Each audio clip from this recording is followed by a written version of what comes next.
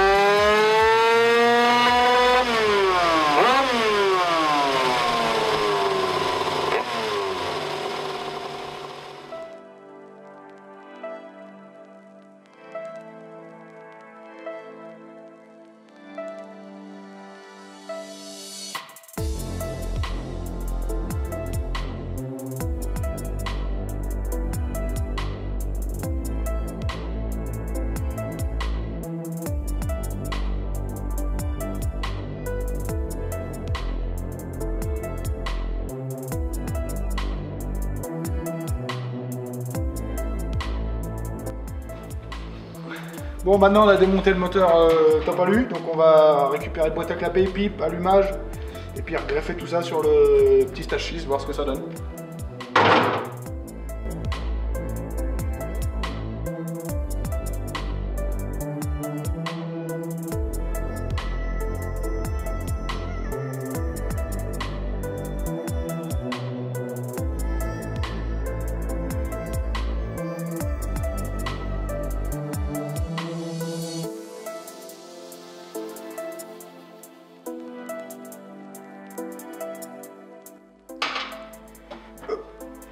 Bon, maintenant tout est démonté, boîte à clapet, allumage, bougie, venturi de pot. Donc maintenant on va placer en montage sur le Stachys.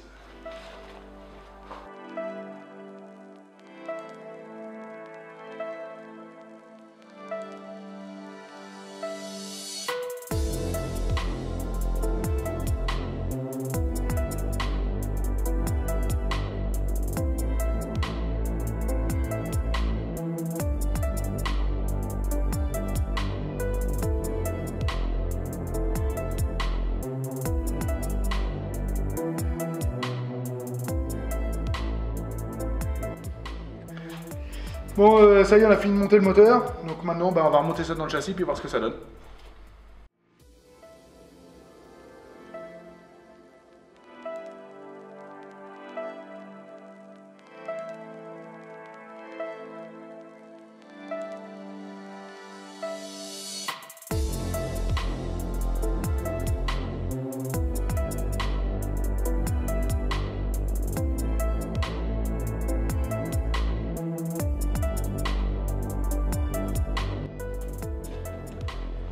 Bon, ça y est, tout est fini, tout est monté. Direction le banc, voir ce que ça donne, le petit Stachys, et puis on va voir. Hein.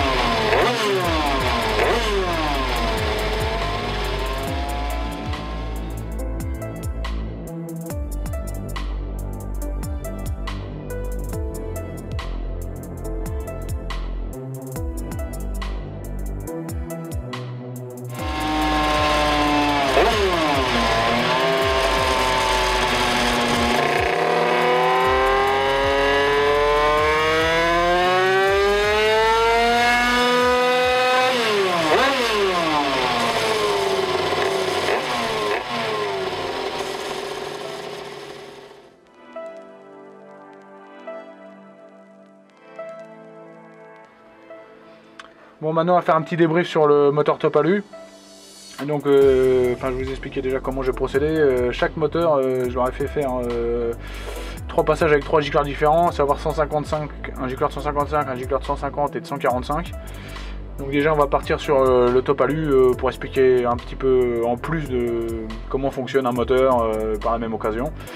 Donc là je vous mets en premier la courbe du Topalu avec un gicleur de 155, en second la courbe avec un gicleur de 150. Donc que je vous explique grosso modo comment ça se passe. La courbe noire, donc c'est la courbe du gicleur le plus gros. Donc on perd du bas régime en mettant un gicleur un petit peu plus petit parce que ça appauvrit également sur le bas régime, malgré qu'un gicleur que ce soit le gicleur principal, ça influe aussi sur le bas régime, contrairement à ce qu'on peut penser. Et ensuite on va chercher beaucoup plus de puissance et beaucoup plus de régime avec le gicleur plus petit. Ensuite j'ai fini par un gicleur de 145, donc un gicleur de 145 qui est venu coller la courbe en bas, un tout petit peu de mieux ici et un tout petit peu de mieux en haut et d'allonge. C'est-à-dire que si je descendais encore, le moteur il serait planté partout, on aurait perdu partout. Donc ça c'est pour ce qui est des courbes du Topalu.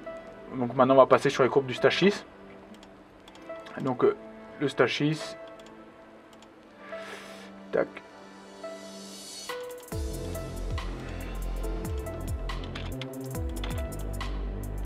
Hop. Alors idem. Donc là gicleur de 155. Après on passe en 150. Donc en 150 on se retrouve avec le même phénomène que le moteur d'avant, hein, un petit peu de moins sur le bas et un petit peu plus sur le haut et de régime. Et ensuite j'ai passé un 145 et là le 145 je vais vous enlever la première du 155. Voilà, on voit clairement que c'est trop pauvre. Le moteur, on perd partout. Voilà, donc le Topalu fonctionnait mieux avec un gicleur de 145 et le Stage 6 avec un gicleur de 150. Donc comme quoi, chaque cylindre a ses propres réglages. Donc maintenant, je vais vous mettre les deux meilleures courbes de chaque moteur.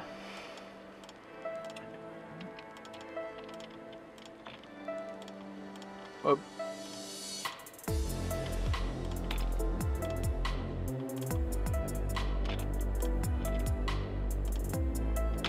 Tac, voilà. Donc la rouge étant le Topalu et la noire étant le Stage 6. Donc on peut voir que le Topalu accélère beaucoup plus fort sur le bas et plante beaucoup plus tôt sur le haut et beaucoup moins puissant et beaucoup moins de régime que le Stage 6. Alors on peut expliquer ça par des choses simples. Donc les deux cylindres ont été montés stock, hein, sur des carters stock également. Le Topalu a des diagrammes plus bas que le Stage 6 et il comprime beaucoup plus fort que le Stage 6.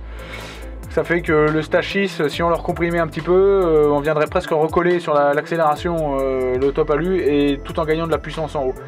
Donc pour vraiment résumer la chose, le Stage 6 est un gros concurrent au Topalu, hein, puisqu'il lui met quand même quasiment 2 chevaux dans la vue, ce qui est vraiment pas rien, sachant que le cylindre a un gros potentiel derrière pour les préparateurs.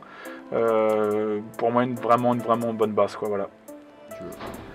Donc petite conclusion sur cette vidéo, hein, donc pour vous qui durera sûrement quelques minutes, pour nous qui aura duré presque une journée. Donc j'espère que ça vous plaira déjà d'une. Ça sera mis sur la chaîne YouTube. Donc pensez à vous abonner, à mettre des likes et tout ça, partager, etc. Parce que plus vous montrerez d'engouement et plus peut-être on vous fera d'autres vidéos comme ça, etc. si ça vous plaît.